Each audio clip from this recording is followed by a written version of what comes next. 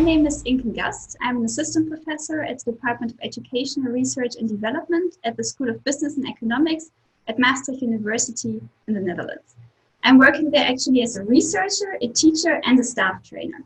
And today I will talk to you about problem-based learning, which is the dominant teaching approach at my university, and the role of skill development within this problem-based learning.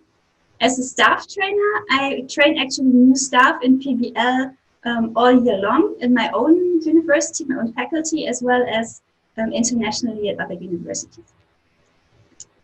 So what is problem-based learning? Problem-based learning, or PBL in short, is a so-called learner-centered or student-centered teaching method, which involves students learning by working together on complex real-life problems in groups. And today I'm talking to you about PBL from a higher education perspective, but PBL is also used in other educational contexts, for example, in secondary education. In our courses, our university, students are presented with several real-life problems, which they work on together in a structured manner. And the idea is that students analyze and discuss and solve these problems mainly themselves, but they are supported by a teacher. PBL actually was first introduced in the health sciences a couple of decades ago already. And our university started with the Faculty of Health and Medicine when it was first founded a couple of decades ago. And that's also why they then chose PBL as a dominant teaching approach.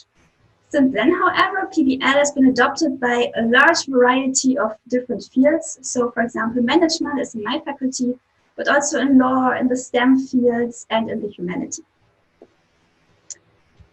PBL is actually based on 4 basic principles. So PBL is contextual, meaning that the learning is set in contexts that are meaningful for the students right now at the moment and for their future jobs.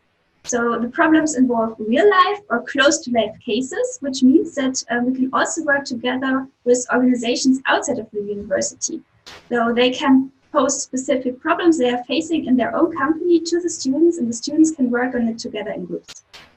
PBL is also constructive, meaning that students build on their prior knowledge and they create new knowledge together. PBL is also collaborative, meaning the students work together on these cases in groups, and they're all actively involved in the discussions, and they also build on each other's knowledge. And finally, PBL is self-directed. That means that students have to take responsibility for their own learning. They need to prepare very well for the discussions, they need to be actively involved, and they need to monitor the learning progress. So how does PBL actually look like in practice? At our university, students work together in tutorials twice a week for a course. The tutorial groups consist of 12 to 15 students and a tutor. Especially at my faculty, the students come from all over the world, making the tutorial groups a very international learning environment. Tutorials are therefore also only provided in English. Within a tutorial, students actually fulfill different roles. So in most courses, the discussion during the tutorials is led by a discussion leader. And the student has to make sure that everyone is involved, everyone is participating in the discussion. And there's also often a secretary who takes notes during the discussion and shares these notes afterwards with the rest of the students. And both roles are actually rotated throughout the course so that everyone has to be a discussion leader and or a secretary at least once, and most times both. Within PBL, actually, our students learn to approach problems in a very systematic manner. That means that they approach cases firstly by seeing if actually everyone who is in the tutorial group understands the case.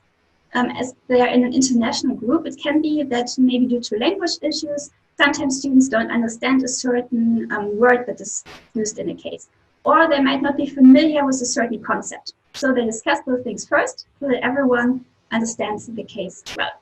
After that, they define the problem that is described in the case. So every student comes with their own background, of course, with their own prior experiences, with their own prior knowledge. And that is also why different students may interpret a case in different ways. And that's why they together try to define the problem that is described in the case so that everyone is actually on the same page when they go into the real discussion. And when they have done so, they start to brainstorm actually to discussing the problem, and they try to share their own ideas and formulate the first solutions for the problem. But in this phase, everyone can say whatever pops into their head and what they think might be relevant for the case. There's no right or wrong at that moment. But you can understand, probably some things are more relevant than others that are set in this stage. So after that, students actually have to do inventory of what they have said so far. They have to figure out what of what has been said so far is actually necessary for us to solve this case, and what don't we actually need. And after that, they actually use this kind of distinction during the inventory to figure out what they already know and what things they might do further research to actually be able to solve the problem. And in doing so, they define their own learning goals for their further research. They then take these learning goals with them to their homes, and they start reading the learning materials, studying the learning materials that are provided by them, for them by their course coordinators. So in a lot of cases, as I said, they are provided, but also sometimes students have to find additional information. And when they read through all the study material, they keep the learning goals in mind and try to figure out what in these kind of materials is actually necessary for solving the case and write that down. They then take these notes again to the next tutorial session, where they then again together as a group discuss the case, share their insights from what they have read, and together try to solve the case. Of course, the whole time they are supported by a teacher. And this is also very important to keep in mind, because I will come back later to the role of the teacher and what that actually means. But before I do that, I want to go a bit more into the question why one should actually choose to adopt a PBL teaching approach. Because there are actually two main reasons I would like to emphasize at the moment. So research actually shows that students learn better when they are actively involved and motivated when they learn. So instead of being a passive consumer of information, which is often the case during lectures, for example, students in a PBL setting are actively constructing their own knowledge. So they discuss together, they apply the things they have read, the knowledge they've created, and they also teach each other in case someone has questions, for example. This is one of the reasons. And the second reason actually has to do, is related to our changing job market. So right now, what's important is that being an expert in a certain field is not actually enough for many organizations anymore. They want also employees that possess certain kind of soft skills. So for example, are able to work together in teams very well, or have already leadership skills. And the transition from higher education to the labor market can be quite difficult, especially if students don't possess this kind of skills already.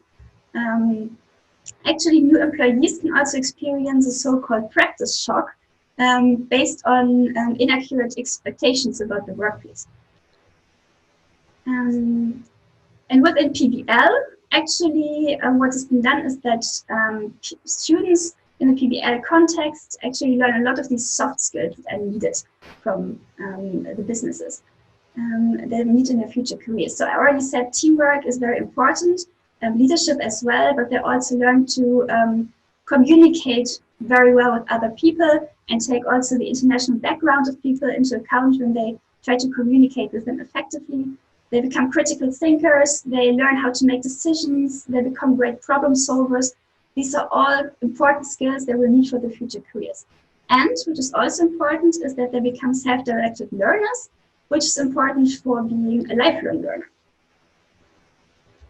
So you can probably imagine, as I've already said before, that the role of a teacher in a PBL setting can be very different compared to teachers in the more traditional teaching approaches.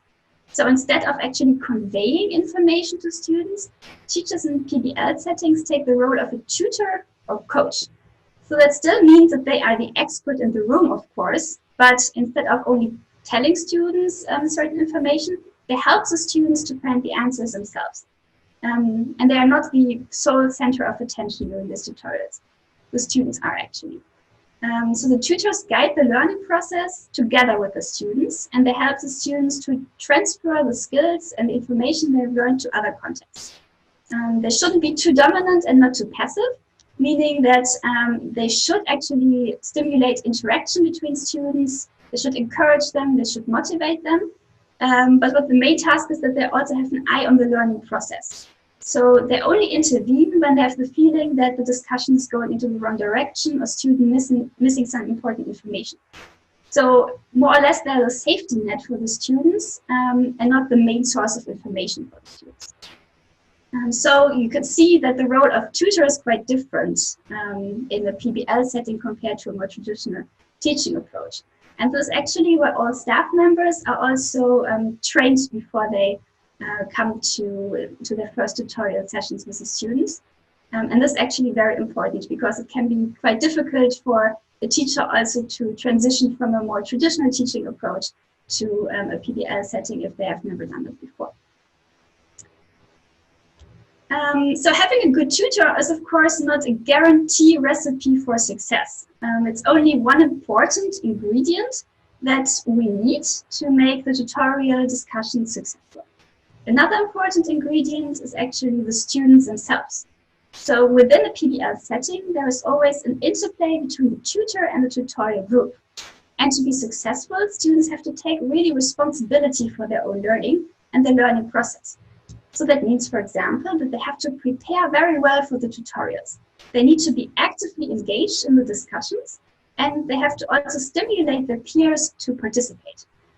They also have to contribute to a safe learning environment. For example, they need to learn how to accept opinions of other students they might not actually agree with, and also learn how to involve others in a really constructive discussion.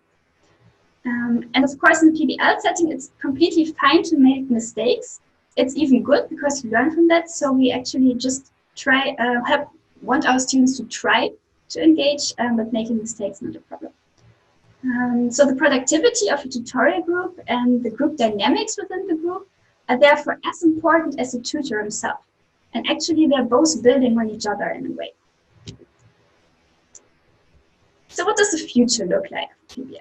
Of course, for some people from a more traditional teaching background, PBL might be a good choice for future teaching approaches.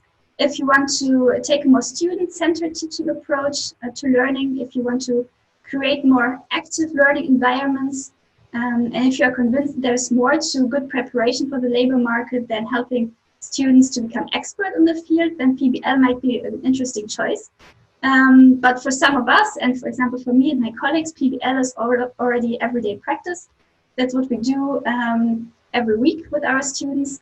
So we actually trying to think about how can we make PBL even better. And of course, during these times, we have current challenges, for example, combining online education with PBL. And although this is an important question for now, and this is also probably an important question for the future, I want to address a different challenge at the moment. Because independently of actually what kind of tools we are using, what kind of media we want to include, which we want to use for the future, there's something we should address more deliberately. And this is skill development. So right now, the benefits of PBL in terms of skill development are more or less, in most cases, more positive byproducts of a PBL practice. For example, our students, they discuss and work together in teams, so they improve their team working skills. They analyze and solve real-world problems, so they're actually working on their problem-solving skills. But what's often missing is a more programmatic view on skill development, in which skill development is not a byproduct of PBL, but one of the main foci of PBL. So what is needed to figure out for the future is that we think about how we can create more possibilities for our students throughout the bachelor's, throughout the master programs, to deliberately and actually in a self-directed manner choose specific skills they want to work on and they want to further develop for their future careers, set goals for their skill development throughout the program, and deliberately work on these goals and improve their skills month by month and course by course and year by year. So that at the end of bachelor and master program, they're not only experts in their field and they not only possess certain skills, but they have also the ability to become lifelong learners. So how can this be achieved? And I want to answer this question with an example from my own practice, because we have already thought about it a bit and we have tried first steps in this direction. So I'm actually coordinating a course in the master program, which is called Learning and Development in Organizations. And this is a one-year master program, which includes a variety of courses. And my course actually is completely focused on skill development and runs throughout the whole master program. So in my course, at the beginning of the master, students have to decide specifically what kind of skills do they want to work on throughout the master based on who they are as a person and the requirements of their future job.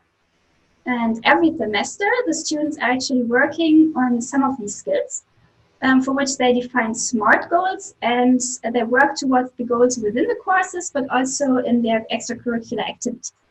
For example, if a student would like to work on team leadership skills, he or she could become a team leader for a specific kind of project in one of the other courses. The students actually throughout the year have to describe and reflect on their progress in a specific portfolio. And they also talk about their learning outcomes in this portfolio. And at the end of the year, they actually have created a nice personal portfolio, which nicely shows their accomplishments throughout the year. And during the year, students are actually coached by one of our staff members individually, but also in small groups, and they receive feedback on their portfolio. They also have an additional coach who is currently working in an organization outside of the university and who can give them a good inside look into possible future careers. And with this course, actually, we've actually tried to make sure that students work more deliberately on their skill development throughout the year, and that they create something which they can be proud of and show also their future employers, and they show that they have actually taken already deliberately, in a focused manner, steps towards becoming lifelong learners. And actually, I hope in the future that we as a community can come up with more of these kind of innovative ideas for skill development, which can be on a course level, can be on a program level, can, for our university, for example, be on a university level, to come up with these ideas so that we can make actually skill development more a prominent part of PBL instead of only the byproduct. Thank you very much for listening.